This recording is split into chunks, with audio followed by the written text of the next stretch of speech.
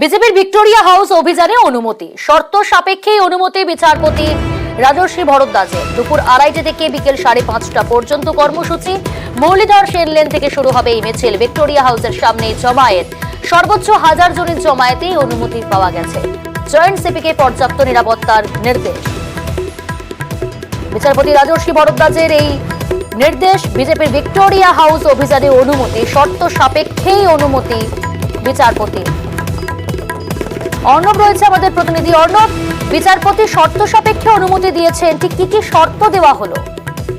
দেখো, প্রথমে দিন পরিবর্তন হলো। 22 তারিখের পরিবর্তে 26 তারিখ হবে বিজেপির এই বিক্ষোভ কর্মসূচি, বিদ্যুৎ বিক্ষোভ কর্মসূচি। তবে ভিক্টোরিয়া হাউসের সামনেই হবে, যেখানে বিজেপি চাইছিল।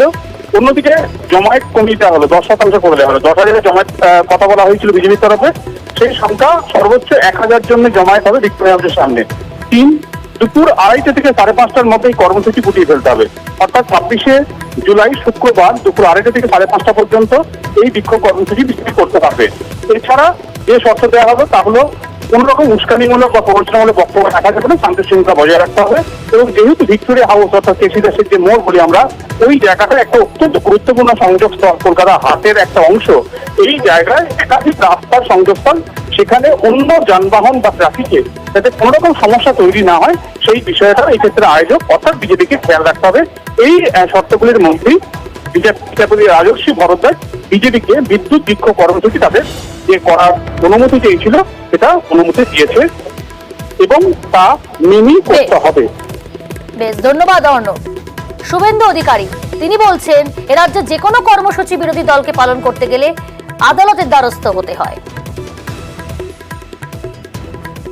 প্রত্যেকটা কর্মসূচির জন্য হাইকোর্টে যেতে হয়। সিএসসি দাম বাড়িয়েছে, প্রতিবাদ করতে চাই, সেটাও আমাকে আজকে হাইকোর্টে যেতে হয়েছে। হাইকোর্ট বলেছে 22 নয়, পুলিশের আপত্তি আছে, 26-এ করুন। তো পশ্চিমবঙ্গে কি সংবিধান আছে না গণতন্ত্র আছে?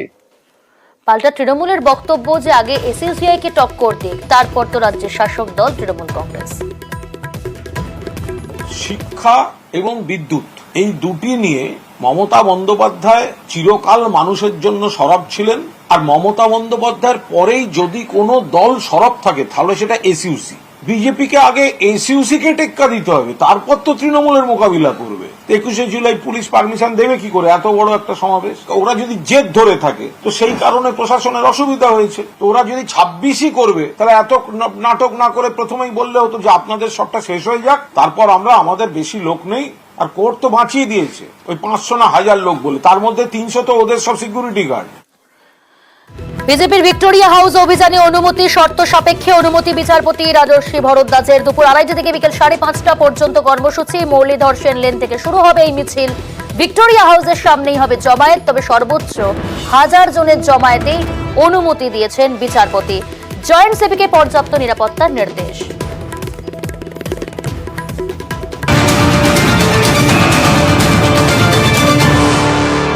এই মুহূর্তে গুরুত্বপূর্ণ খবরের দিকে নজর রাখবো। প্রাথমিকের টেটে চাঞ্চল্যকর তথ্য, মানিক ভট্টাচার্যের কথাতেই ওয়েমার নষ্ট। বোর্ডের সিদ্ধান্ত ছাড়াই নষ্ট করা হয়েছে ওয়েমার। চাঞ্চল্যকর তথ্য সামনে এসেছে। প্রাথমিকের টেটে চাঞ্চল্যকর তথ্য, মানিক ভট্টাচার্যের কথায় ওয়েমার নষ্ট। অর্ণব রয়েছে। অর্ণব, কি চাঞ্চল্যকর তথ্য আর সামনে এলো? দেখো, 2017 টেট নিয়ে এই চাঞ্চল্যকর তথ্য। এবং তোমায় বলে রাখা ভালো, প্রাথমিক শিক্ষা পর্ষদ তারা আদালতে তথ্যকে অথেন্টিকেট করে জানিয়ে দিল যে মানিক ভট্টাচার্যের ভার্বাল ইনস্ট্রাকশন অর্থাৎ মানিক ভট্টাচার্যের মুখের কথায় 2.5 লাখ ওএমআর নষ্ট করা হয়েছে। নষ্ট করে দেওয়া হয়েছে, হার্ড কপি নষ্ট করে দেওয়া হয়েছে। এবং মানিক ভট্টাচার্যের মুখের কথায় এই ওএমআর নষ্ট, প্রায় 2.5 লাখ পরীক্ষার্থীর ওএমআর নষ্ট, সেটা আইন মেনে হয়নি, এটা বেআইনি। এবং এটা এককভাবে মানিক ভট্টাচার্য সিদ্ধান্ত নিয়েছিলেন। এবং মানিক ভট্টাচার্যের শুধুমাত্র মুখের কথায়, ওদের কোন রকম রেগুলেশন বা সিদ্ধান্ত ছাড়াই এই কাজ হয়েছে। এবং 9 সেপ্টেম্বর 2022 নতুন যে অ্যাডহক কমিটি তৈরি হয় প্রাথমিক শিক্ষা পর্ষদের, তারা যে রেগুলেশন নেয় সেই রেগুলেশন সনদ আদালতে পেশ করে প্রাথমিক শিক্ষা পর্ষদ এই সত্য আদালতের সামনে মেনে নিল। বিচারপতি অমৃতা সিনহা প্রশ্ন ছুড়েছেন, একটা চাকরির পরীক্ষায় ওএমআর এর হার্ড কপি নষ্ট করা হচ্ছে একজনের কথায়, একজনের মুখের কথায়, ভার্বাল ইনস্ট্রাকশনে এটা কিভাবে সম্ভব? এখানে চাকরির পরীক্ষায় কনফিডেন্সিয়াল সেকশনে যাচ্ছে একটা নথি নষ্ট করার মতো তথ্য। এই তথ্যটা শুধুমাত্র একটা ওরাল বা ভার্বাল অর্ডারের ভিত্তিতে এবং যে ডিজিটাইজ ফরম্যাটে এই ওএমআর গুলি সংগ্রহ করা হয়েছে, সেই ডিজিটাইজ ওএমআর এবার দেখতে চাইলেন বিচারপতি অমৃতা সিনহা। বলে রাখা ভালো, 2022 সাল পরবর্তী সময় থেকে টিনা মুখার্জি সহ একগুচ্ছ মামলাকারী মামলা করেছেন এবং তাদের 2017-র যে পরীক্ষা হয়েছিল টেটে, তার যে ওএমআর তাদেরকে দেওয়া হয়েছিল, সেই ওএমআর গুলো তাদের নয় বলে তাদের দাবি ছিল এবং তারা ইনভেস্টিগেশন দাবি করেছিলেন। এবং সেই ঘটনাটি এই সত্যি এবার সামনে এলো। শুধুমাত্র মানিক ভট্টাচার্য, দেন প্রেসিডেন্ট অর্থাৎ তৎকালীন পর্ষদের সভাপতি মানিক ভট্টাচার্যের শুধুমাত্র তার মুখের কথায়, তার মুখের কথার ইশারাতে কনফিডেন্সিয়াল সেকশন অর্থাৎ এসপাশে কোম্পানি তারা সমস্ত ওএমআর নষ্ট করেছে 2017 সালের ওএমআর। এবং এই সত্য আসার পরই এই ডিজিটাইজ ওএমআর সেটাও এবার খতিয়ে দেখতে চায় আদালত। তাই টিনা মুখার্জি সহ এই ক্ষেত্রে মামলাকারীর যে ডিজিটাইজ ওএমআর আছে বলা হয়েছে, সেই ওএমআরটা 14 আগস্টের মধ্যে আদালতে পেশ করতে নির্দেশ দিলেন বিচারপতি অমৃতা সিনহা। ধন্যবাদ অর্ণব।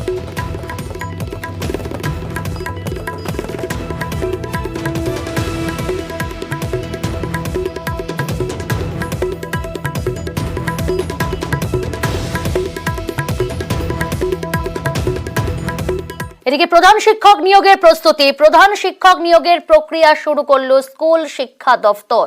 প্রায় 5000 প্রধান শিক্ষকের পদ খালি। প্রধান শিক্ষক নিয়োগের প্রস্তুতি সোমরাজ রয়েছে। সোমরাজ, কি প্রক্রিয়া শুরু করা হলো এবার? দেখো, প্রধান শিক্ষক নিয়োগের বিধি চূড়ান্ত করে মুখ্যমন্ত্রী মমতা বন্দ্যোপাধ্যায়ের কাছে পাঠানো হলো অনুমোদনের জন্য। তুমি জানো যে 2022 সালের পর থেকেই রাজ্যে প্রধান শিক্ষক নিয়োগের প্রক্রিয়া শুরু করতে চেয়েছিল রাজ্য, কিন্তু তারপর থেকে প্রায় 2 বছর কেটে গেলেও এই প্রধান শিক্ষক প্রধান শিক্ষিকা নিয়োগ করা যায়নি। এখনো পর্যন্ত স্কুল শিক্ষা দপ্তর সূত্রে যে খবর, যে প্রায় 5000 শূন্য পদ রয়েছে এই প্রধান শিক্ষক প্রধান শিক্ষিকার জন্য, যা গত 2 বছর আগে ছিল 2500। অর্থাৎ রাজ্যের এই বর্তমানে প্রায় 50%-রও বেশি স্কুলে প্রধান শিক্ষক প্রধান শিক্ষিকা নেই। তাই অবিলম্বে স্কুলগুলিতে প্রধান শিক্ষক প্রধান শিক্ষিকা নিয়োগের জন্য বিধি চূড়ান্ত করে মুখ্যমন্ত্রীর কাছে পাঠানো হলো চূড়ান্ত অনুমোদনের জন্য। মুখ্যমন্ত্রী সেই বিধিতে অনুমোদন দিলে রাজ্য মন্ত্রিসভার বৈঠকে পাশ করানো হবে। তারপর প্রধান শিক্ষক প্রধান শিক্ষিকা নিয়োগের প্রক্রিয়া শুরু হবে। ইতিমধ্যেই প্রধান শিক্ষক প্রধান শিক্ষিকা নিয়োগের বিধি নতুন করে সাজিয়েছে রাজ্য সরকার, যেখানে প্রধান শিক্ষক প্রধান শিক্ষিকাদের জন্য সংরক্ষণ বিধি থেকে শুরু করে একাধিক নয়া নিয়ম আনা হয়েছে নিয়োগের ক্ষেত্রে। ফলত সেই বিধি চূড়ান্ত করে মুখ্যমন্ত্রীর কাছে পাঠালো রাজ্য স্কুল শিক্ষা দপ্তর। ধন্যবাদ সোমরাজ।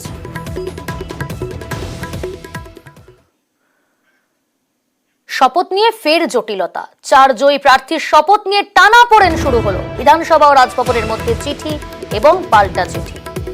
আবির রয়েছে। আবির, শপথ নিয়ে আবারও জটিলতা তৈরি হলে এবার 4 জয়ী প্রার্থীর শপথকে কেন্দ্র করে এই জটিলতা, এই টানাপোড়েন সমাধান কিভাবে?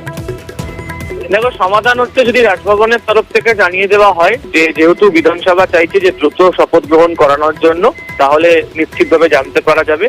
দ্বিতীয় যে বিষয়টি উল্লেখযোগ্যভাবে থাকবে সেটা হচ্ছে যে সোমবার থেকে অধিবেশন বসতে চলেছে বিধানসভা। সায়ন্তিকা এবং রিয়াদ হোসেন সরকারের ক্ষেত্রে যেভাবে বিএ কমিটির বৈঠকের পর সেখানে শপথ গ্রহণের বিষয়ে সিদ্ধান্ত নেওয়া হয়েছিল, ঠিক একই রকম ভাবে যদি রাজভবনের তরফ থেকে যথাযথভাবে বা দ্রুততার সাথে উত্তর না আসে, তাহলে অধিবেশনের মধ্যে শপথ গ্রহণ করিয়ে নেওয়া যেতে পারে।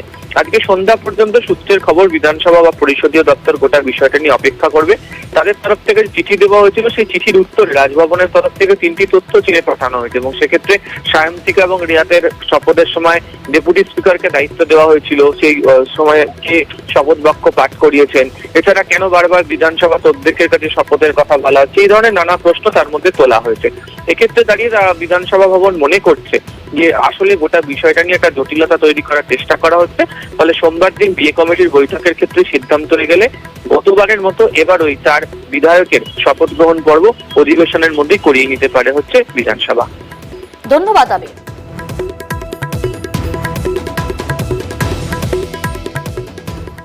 রাজ্যপালের বিরুদ্ধে শ্লীলতাহানির অভিযোগে নোটিশ, রাজ্য এবং কেন্দ্রকে নোটিশ সুপ্রিম কোর্টের।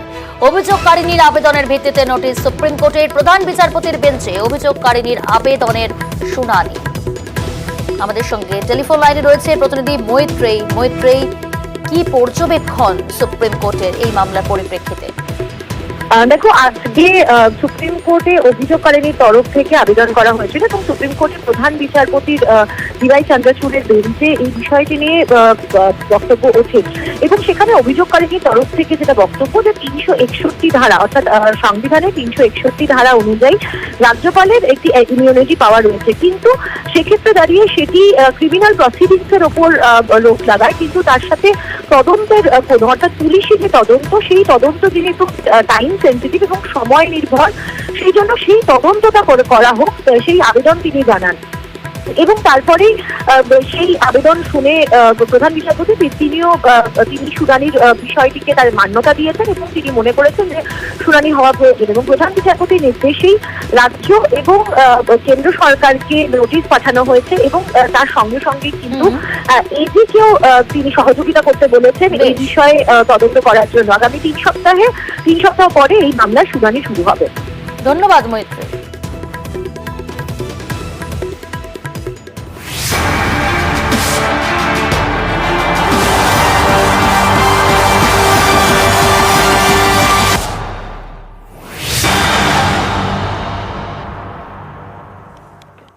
হাতে মাত্র একটা দিন, রবিবারে তৃণমূলের 21শে জুলাই মহাসমাবেশ ঘিরে সাজো সাজো শহর কলকাতা।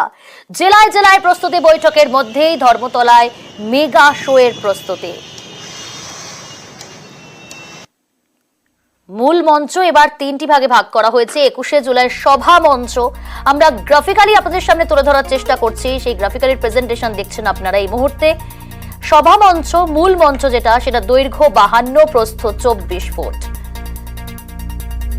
তার পাশাপাশি আরো 2টি মঞ্চ থাকছে এবং তার পাশেই থাকছে সভা মঞ্চ 2, যার দৈর্ঘ্য 48, প্রস্থ 24।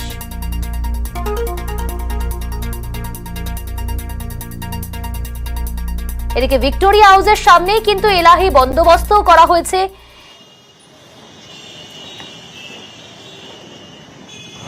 2024 লোকসভা নির্বাচনে তৃণমূল কংগ্রেসের রাজ্যে ফল বিরোধীদের তুলনায় অনেক ভালো।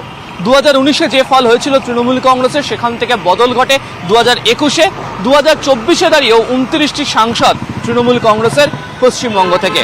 ফলে তৃণমূল কংগ্রেসের মেগা রাজনৈতিক সমাবেশ 21শে জুলাইয়ের মঞ্চ থেকে কার্যত দলের কর্মী সমর্থকদের আরো অনেক বেশি 2026-এর বিধানসভা নির্বাচনের আগে উজ্জীবিত করতে চায় তৃণমূল। আর সে কারণেই এবারের 21শে জুলাই তৃণমূল কংগ্রেসের কাছে রাজনৈতিক দিক থেকে অত্যন্ত গুরুত্বপূর্ণ। জাতীয় রাজনীতির প্রেক্ষাপটে ইন্ডিয়াতে সামিল হওয়া তৃণমূল কংগ্রেসও বরাবর বিজেপি বিরোধিতার ক্ষেত্রে তাদের অবস্থান স্পষ্ট করেছে।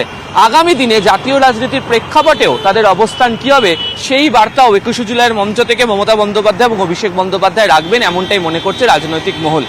প্রত্যেক বছর ভিক্টোরিয়া হাউসের সামনে 21শে জুলাইয়ের মঞ্চ প্রস্তুত হয়। মাঝে 1 থেকে 2 বার অবস্থার বদল হলেও এবারেও সেই পুরনো জায়গাতে ভিক্টোরিয়া হাউসের সামনেই মঞ্চ তৈরি হচ্ছে এবং এবারের মঞ্চের ক্ষেত্রে যে জায়গা রাখা হচ্ছে যাতে সেন্ট্রাল অ্যাভিনিউয়ের দিক থেকে অর্থাৎ চাঁদনির দিক থেকে যে সমস্ত মিছিল বা যে সমস্ত কর্মী সমর্থকরা আসবেন তাদেরকেও যাতে দেখতে পারা যায়, সেই কারণে হচ্ছে মঞ্চতে একটু হলেও অল্প বাঁক রাখা হয়েছে। এছাড়া যেখানে দাঁড়িয়ে বক্তারা বক্তব্য রাখবেন, মমতা বন্দ্যোপাধ্যায়, অভিষেক বন্দ্যোপাধ্যায় বক্তব্য রাখবেন, সেটিও মঞ্চ থেকে একটা অংশ এল আকৃতির বার করে তৈরি করা হয়েছে, যাতে সামনে থেকে যারা বসবেন তাদের পাশাপাশি যারা দূরেও থাকবেন তারাও বক্তাদেরকে নজর করতে পারেন। ইতিমধ্যেই জেলার বিভিন্ন প্রান্ত থেকে কর্মী সমর্থকরা আসতে শুরু করে দিয়েছেন 21শে জুলাই উপলক্ষে। অন্যান্য বারের মতো এবছরও উত্তীর্ণ Yuvabharati, Gitanjali stadium, eco park, Salt Lake central park সহ একাধিক জায়গাতে তাদের থাকারও ব্যবস্থা করা হয়েছে। ক্যামেরা কুণাল চৌধুরীর সাথে আবির ঘোষাল, নিউজ 18 বাংলা, কলকাতা। এবং ইতিমধ্যে বিভিন্ন জেলা থেকে কিন্তু তৃণমূলের কর্মী সমর্থকেরা আসতে শুরু করেছেন, তাদের থাকা খাওয়ার ব্যবস্থা করা হয়েছে এবং শিয়ালদা সেখানেও কিন্তু সাজো সাজো প্রস্তুতি। শহীদ তর্পণ, পাশাপাশি লোকসভা এবং উপনির্বাচনের বিপুল জয় মা মাটি মানুষকে উৎসর্গ করবেন মাননীয় মুখ্যমন্ত্রী। বিরাট সমাবেশ হবে, বিপুল সমাবেশ হবে। জেলাগুলি থেকে বহু সংখ্যক মানুষ আসতে শুরু করেছেন। তৃণমূল পরিবার তাদের জন্য যে ব্যবস্থাপনা সীমিত সাধ্যে করতে পেরেছে। সুষ্ঠুভাবে এত বড় সমাবেশ করার জন্য নেতৃত্ব তার দিকে পুরোদস্তুর নজর দিচ্ছেন, তার সমস্ত প্রক্রিয়া চলছে।